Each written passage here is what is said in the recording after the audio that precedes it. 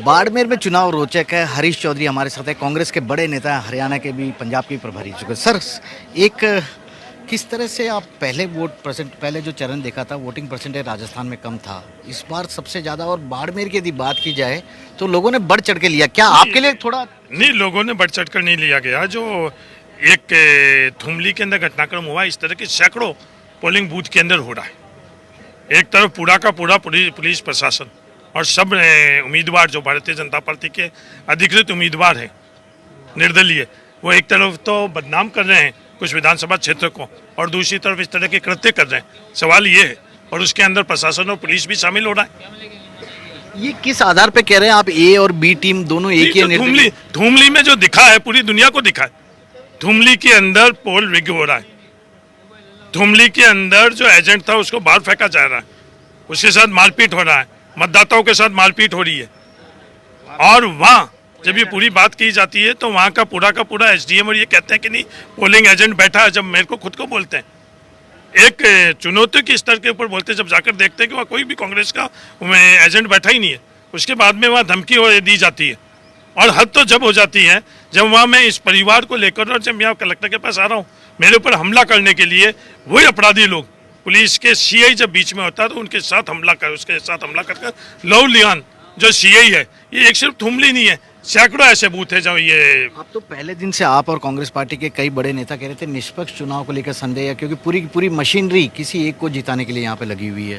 नहीं, किसी एक को नहीं, ये दोनों के दोनों उम्मीदवार, जब इनको दिख रहा है कि जब अपना खुद का अधिकृत उम्मीदवार नहीं जीत रहा है, तो जो दूसरी तरफ से जिसको ये मदद कर रहे हैं, दिल्ली जयपुर में बैठे हुए इनके आका, उन पर अपने आप ही दूसरे उम्मीदवार के लिए पूरी मशीनरी का इस्तेमाल हो रहा है। और मैं नहीं कह रहा हूँ, आप देखो, चीफ इलेक्शन एजेंट किसी भी नेशनल पार्टी के, उसके साथ इस तरह का दुर्व्यवहार जो कल्याणपुर थाने के अंदर हुआ है, शायद ही किसी के साथ हुआ है।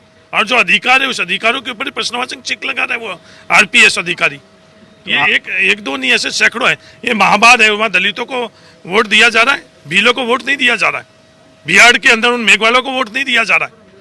ऐसे सैकड़ों उदाहरण मैंने 3-4 बताए आपको। तो निष्पक्ष मतदान को लेकर आपने सवाल तो उठा दिए हैं, माहौल अब आपको क्या लग रहा है? क्योंकि अब तो वोटिंग भी लगभग खत्म हो रही है। नहीं, जो कुछ हजार वोट इन्होंने किए, इन्होंने कितने, कुछ हजार किए हैं, पर बाड़मेर की जनता एक तरफी उम्मीदवार बेनीवाल के लिए जो कतार में लगी हुई है, आप खुद जाकर महसूस कर लो कि उम्मीदवार बेनीवाल दिल्ली की तरफ कदम बढ़ा चुका। सवाल ये है, लोकतंत्र बचे या नहीं बचे, सवाल ये है कि नियम बचे या नहीं बचे। ये खुद प्रशासन रिपोल कराई नहीं कराई, इस सवाल का जवाब सिर्फ उसमें छुपा हुआ है। लेकिन बीजेपी वाले आरोप तो आप पे लगा रहे हैं कि संविधान के खिलाफ है, आरक्षण वापस लेने की कोशिश करें, प्रॉपर्टी पर टैक्स लगाने की कोशिश करें, मतलब इस तरह का। आरक्षण वापस लेने की कौन बात कर रहा है?